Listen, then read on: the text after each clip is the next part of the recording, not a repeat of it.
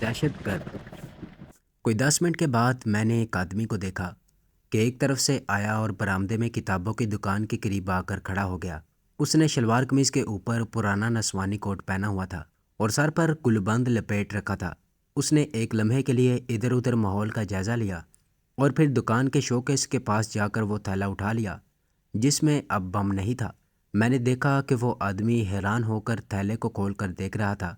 फिर उसने थैला वहीं फेंका और तेज़ कदमों से सड़क पार करके दूसरी तरफ फुटपाथ पर चला गया।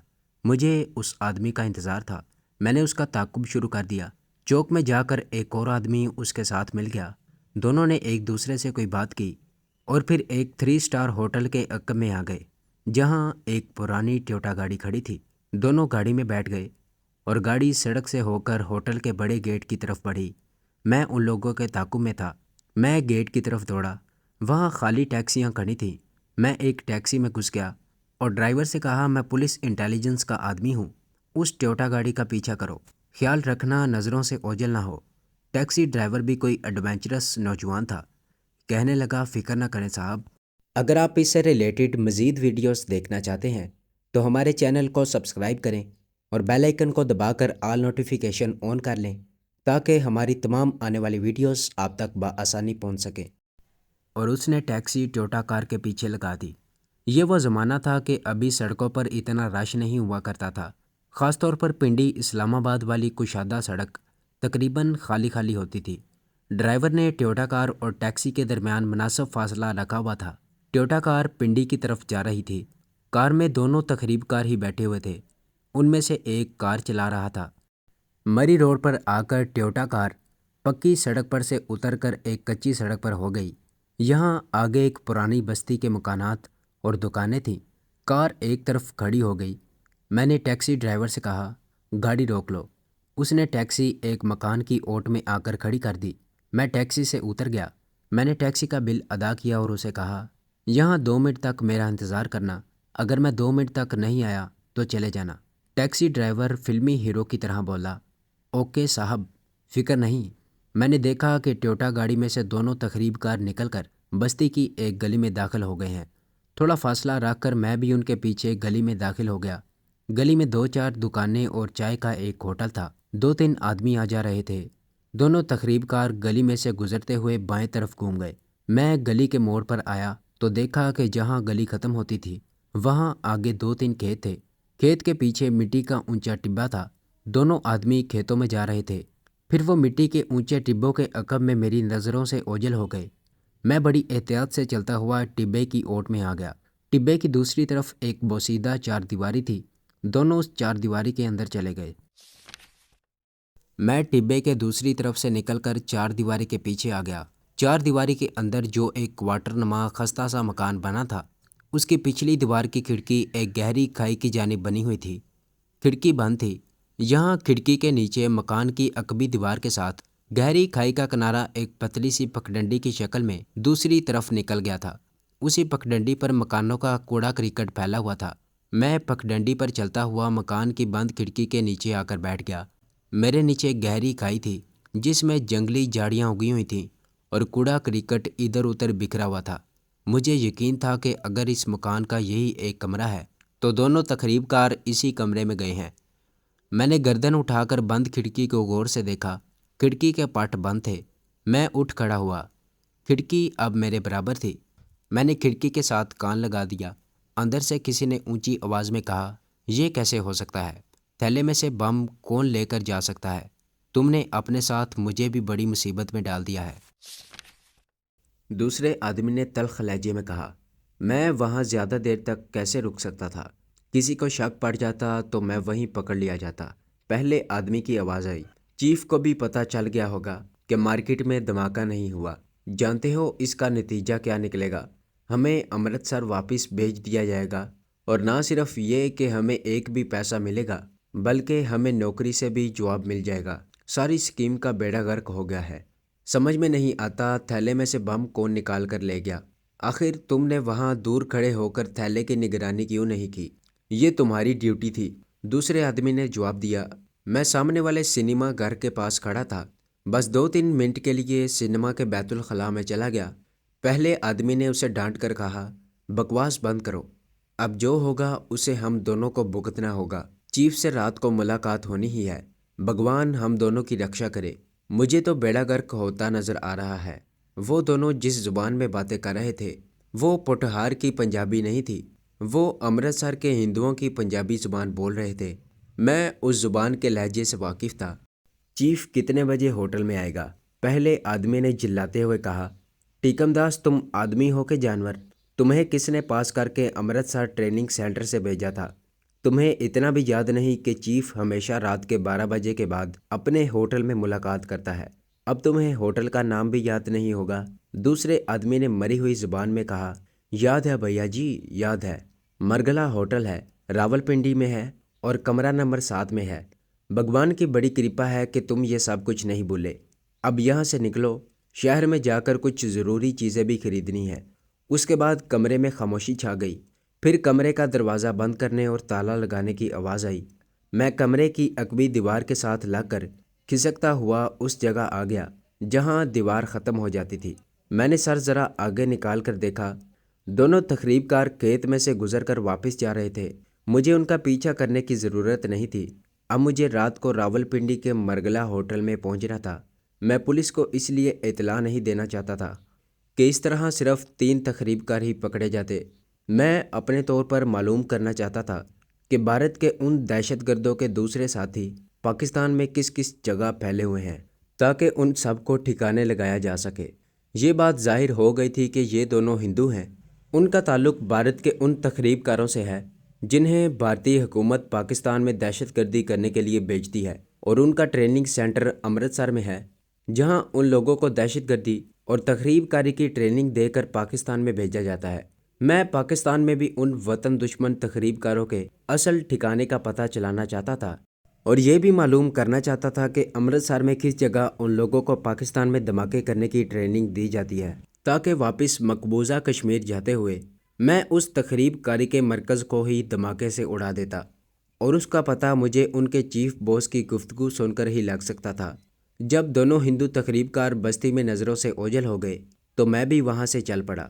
दिन का बाकी हिस्सा मैंने पिंडी में ही एक जगह रुपोश होकर गुजार दिया। रात को पहला शो देखने एक सिनेमा हाउस में घुस गया। रात के 9:15 बजे शो ख़त्म हुआ तो कुछ वक्त राजा बाज़ार के एक होटल में खाना खाते और चाय पीते हुए गुजार दिया। मरगला होटल में भारतीय दहशतगर्दों के अपने चीफ से मुलाकात रात 12 बजे के बाद कमरा नंबर 7 में होनी थी। जब रात के 11 सवा 11 बजे का टाइम हो गया तो मैं राजा बाज़ार से निकलकर मरगला होटल का पता पूछकर उस तरफ रवाना हो गया। मरगला होटल, मैंने उस होटल का फर्जी नाम लिखा है। अगर उसका सही नाम बता दूंगा तो उस होटल की बदनामी होगी, क्योंकि उसमें उस होटल वालों का कोई कसूर नहीं था। वहाँ तो मुसाफिर आते जाते रहते थे। अगर कोई भारतीय हिंदू मुसलमान का बेस बदल कर वहाँ आकर रात दो रात के लिए ठहरता है तो होटल वालों को क्या मालूम कि वो हकीकत में भारतीय तखरीबकार है। मुझे यकीन था कि उन दोनों तकरीबकारों का चीफ बॉस भी एक भारतीय हिंदू होगा जिसका ताल्लुक मशरकी पंजाब की इंटेलिजेंस पुलिस की मखसूस ब्रांच से होगा। कोई मुसलमान ये काम नहीं कर सकता था, ये मेरा ज़ाती ख्याल था। बाकी चीफ बॉस को देखकर और उसकी बातें सुनने के बाद ही सही बात का इल्म हो सकता था। जिस मिशन पर मैं जा रहा था वो मुझे बेहद मुश्किल और दुश्वार लग रहा था। उसकी वजह यह थी कि चीफ होटल में ठहरा हुआ था। दोनों तकरीबकार उसके कमरे में ही मुलाकात करने वाले थे। मेरे पास ऐसा कोई ज़रिया नहीं था कि उसकी मदद से मैं उस कमरे के अंदर छुपकर या किसी दूसरे तरीके से उन लोगों की गुफ्तगू सुन सकूं, जिसको सुनना बेहद ज़रूरी था और यही मेरा मिशन था। उनकी बातें सुनकर ही मुझे मालूम हो सकता था कि उन लोगों का पाकिस्तान में खुफिया अड्डा कहाँ पर है और उनके गिरोह के लोग कहाँ कहाँ फैले हुए हैं और अब ये किस जगह धमाके करने का प्रोग्राम बना रहे हैं। मेरे पास पैसे भी थोड़े रह गए थे। मैं उस होटल में कोई कमरा किराए पर लेकर भी नहीं ठहर सकता था। इस कशमकश और परेशान ख्यालात के साथ मैं मरगला होटल की 2 मंजिला इमारत के सामने पहुंच गया। ये अंग्रेज़ों के ज़माने का एक पुरानी वज़ाह का होटल था जो किसी 2 मंजिला कोठी को तब्दील करके बनाया गया था। होटल की इमारत के दोनों जानिब कुशादा लान था जिसमें पौधे और दरख्त उगे हुए थे। होटल के अहाते में एक जानिब कुछ गाड़ियाँ खड़ी थीं। मैंने उन गाड़ियों को करीब जाकर देखा। उनमें तकरीबकारों की टोयोटा गाड़ी नहीं थी। اس کا مطلب تھا کہ وہ ابھی ہوٹل میں نہیں پہنچے۔ پنڈی اسلام آباد میں موسم سرد تھا۔ میں نے اپنی جیکٹ کے بٹن اوپر تک بند کیے ہوئے تھے۔ اپنی چھوٹی چھوٹی داڑھی مونچھوں اور گردن تک بڑھے ہوئے بالوں سے میں فلاسفر یا شاعر ٹائپ آدمی لگ رہا تھا۔ میں نے ہوٹل کے ایک ملازم سے پوچھا کہ یہاں کمرہ نمبر 7 کہاں ہے؟ اس نے بتایا کہ پیچھے پہلی منزل میں کونے والا کمرہ ہے۔ رات کا وقت تھا۔ ہوٹل کے کمروں میں اور لان میں روشنیاں ضرور ہو رہی تھیں، مگر ہوٹل کے لان میں اور ہوٹل کی بلڈنگ کے ارد گرد کہیں کہیں ہی بلب روشن ہو رہے تھے۔ میں ہوٹل کی کوٹھی کی پچھلی طرف آ گیا۔ یہاں ایک چھوٹا سا برآمدہ تھا جو سردی اور رات زیادہ ہو جانے کی وجہ سے بالکل خالی پڑا تھا۔ یہاں 3 کمرے ساتھ ساتھ تھے۔ میں نے قریب جا کر ان کے نمبر پڑھے۔ ایک کمرے پر 7 نمبر لکھا ہوا تھا۔ 7 نمبر کمرے کو تالا لگا ہوا تھا۔ میں نے کان لگا کر سنا، اندر سے کوئی آواز نہیں آ رہی تھی۔ دونوں تقریب کار اور ان کا بھارتی چیف ابھی نہیں آئے تھے۔ ایک خیال میرے ذہن میں آیا۔ میں نے 7 والے کمرے کے دروازے کی ناب کو گھمایا، وہ کھل گیا۔ یہ کمرہ خالی تھا، پلنگ فرنیچر لگا ہوا تھا، کوئی آدمی وہاں موجود نہیں تھا۔ شاید یہ کمرہ ابھی کرائے پر نہیں چڑھا تھا۔ میں نے دروازہ آہستہ سے بند کر کے کمرے کا جائزہ لیا، کمرے کی بتی روشن کی۔ مجھے معلوم ہوا کہ یہ کمرے لکڑی کی دیواروں کی پارٹیشن کر کے بنائے گئے تھے۔ یہ اس پرانی کوٹھی کا کوئی ہال روم تھا جس کو پارٹیشن کر کے 3 کمروں میں تبدیل کر دیا گیا تھا۔ میں نے اس دیوار کو انگلی سے بجایا جس کی دوسری جانب 7 نمبر کمرہ تھا۔ دیوار میں سے کھوکھلی آواز آئی۔ یہ لکڑی کی بھی نہیں تھی بلکہ چپ بورڈ کی دیوار تھی جس میں ہلکا سا سبز روغن کیا ہوا تھا۔ اتنے میں باہر سے کچھ آدمیوں کی باتیں کرنے کی آواز آئی۔ میں نے جلدی سے کمرے کی بتیاں بجھا دیں اور دروازے کی ایک جانب دیوار سے لگ کر کھڑا ہو گیا۔ یہ سوچا کہ اگر کوئی اس کمرے میں آ رہا ہے تو میں دروازہ کھولتے ہی اندھیرے میں باہر نکل جاؤں گا۔ میں باتھ روم میں بھی نہیں چھپ سکتا تھا، مگر پھر وہاں سے نکلنا مشکل ہو جاتا۔ آوازیں اور قدموں کی آہٹیں برآمدے میں آ کر رک گئیں۔ کسی نے تالے میں چابی لگائی۔ میں سمجھ گیا یہ لوگ 7 والے 7 نمبر کمرے کے آدمی تھے۔ یہ وہی بھارتی تقریب کار اور ان کا چیف ہو سکتا تھا، کیونکہ مجھے 3 آدمیوں کی مختلف آوازیں آئی تھیں۔ یہ لوگ کمرے میں داخل ہو گئے۔ دروازے کو بند کر کے چٹکنی لگا دی تھی۔ میں دروازے سے ہٹ کر دبے پاؤں چپ بورڈ کی اس دیوار کے ساتھ لگ کر کھڑا ہو گیا جو دونوں کمروں کی مشترکہ دیوار تھی۔ دوسرے کمرے میں سے آدمیوں کے بولنے کی آوازیں آنے لگیں۔ ان کے الفاظ بالکل صاف سمجھ میں آ رہے تھے۔ میں دونوں بھارتی تقریب کاروں کی آوازوں اور ان کے امرتسری ہندوؤں کے لہجوں کو پہچانتا تھا۔ ان میں ایک تیسری آواز بھی تھی جو ان کے بھارتی چیف کی آواز تھی۔ تیسری آواز نے کمرے میں آتے ہی دونوں تقریب کاروں کو ڈانٹنا شروع کر دیا۔ تم لوگوں کو امرتسر جاتے ہی نہ صرف نوکری سے نکال دیا جائے گا بلکہ تمہارے خلاف کیس بھی چلے گا۔ تم بالکل نااہل ہو۔ تمہاری نااہلی کی وجہ سے پاکستان میں ہمارے اگرواد کا سارا پروگرام خطرے میں پڑ گیا ہے۔ وہ بم ضرور پاکستانی پولیس انٹیلیجنس کے ہاتھ لگ گیا ہے۔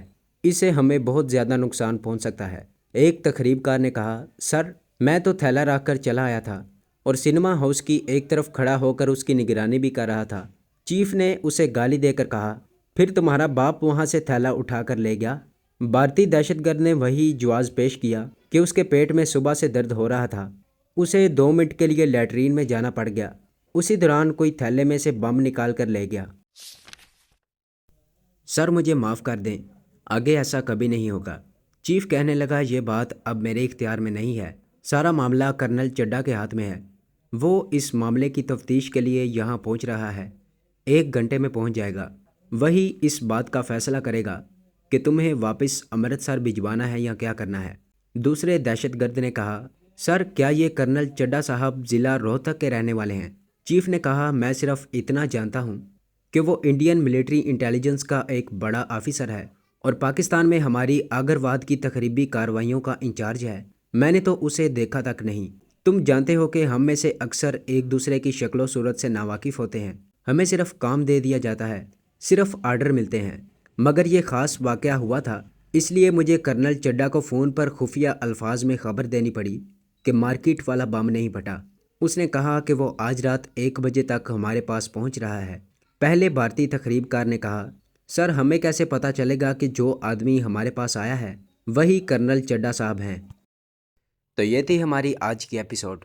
امید کرتا ہوں کہ آپ کو یہ کہانی اچھی لگی ہوگی۔ اسے لائک کریں، شیئر کریں اور کمنٹ میں اپنا اظہار خیال ضرور پیش کریں۔ اور اگر اس چینل کو سبسکرائب نہیں کیا تو اس چینل کو سبسکرائب کریں اور بیل آئکن کو دبا کر آل نوٹیفیکیشن آن کر لیں۔